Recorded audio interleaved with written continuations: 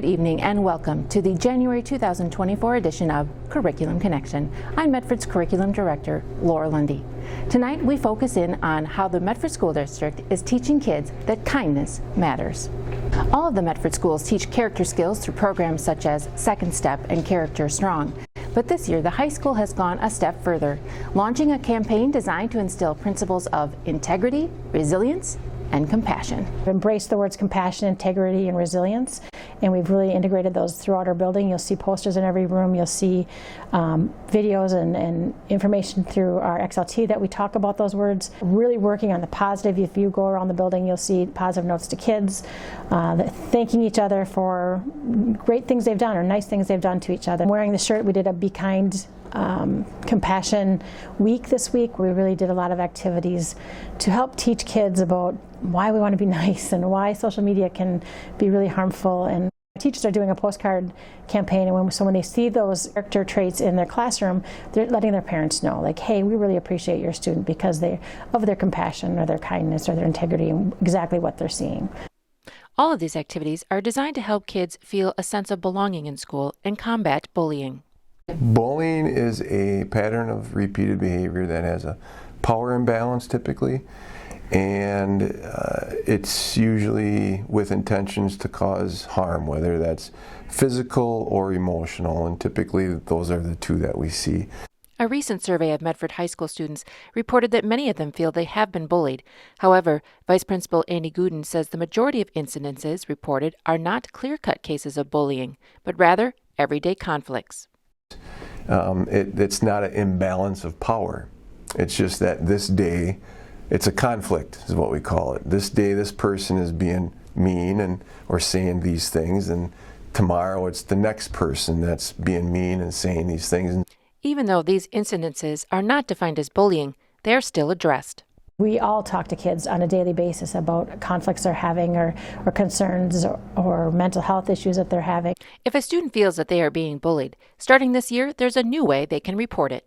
Multiple ways to get in touch with us. This year we created it's not anonymous, but it's a form that a student can fill out that immediately comes to myself and a couple other individuals here and says the student can share anything. They can say, I'm being bullied, or a student's picking on me, or I'm having conflict with so-and-so.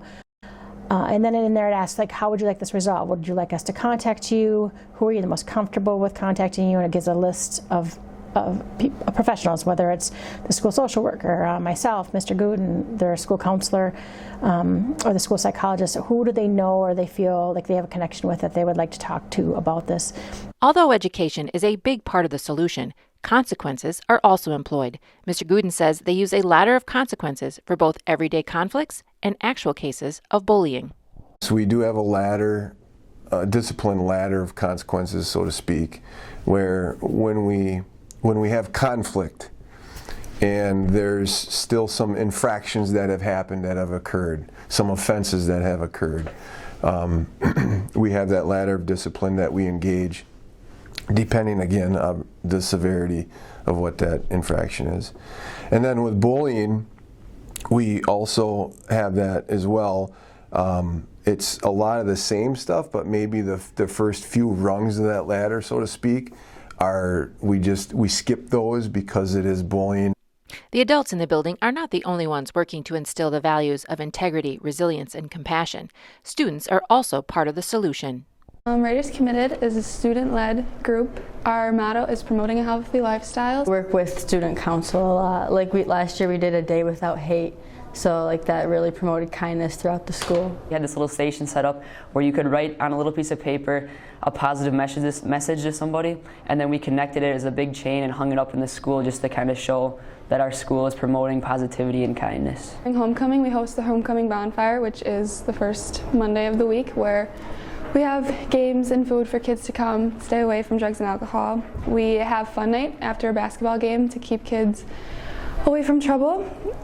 We organize dress-up themes for basketball, football, volleyball games. I think it definitely does help. You're never going to have, not everybody is going to be always happy or always think that everybody is kind, but I do think it helps our school and our culture to make people feel more welcome and to give a more positive feel throughout our school. The Medford School District works hard to educate students' minds, but they also desire to work on their hearts. We want to make sure that kids here feel welcomed, feel like they belong. That's our goal. Mrs. Leibert and I, every decision that we make, it comes from those two pillars. As students navigate the challenges of growing up, they often find that there is more to learn than just academics. Lessons taught outside the classroom are usually the ones that truly matter. For Curriculum Connection, I'm Laura Lundy.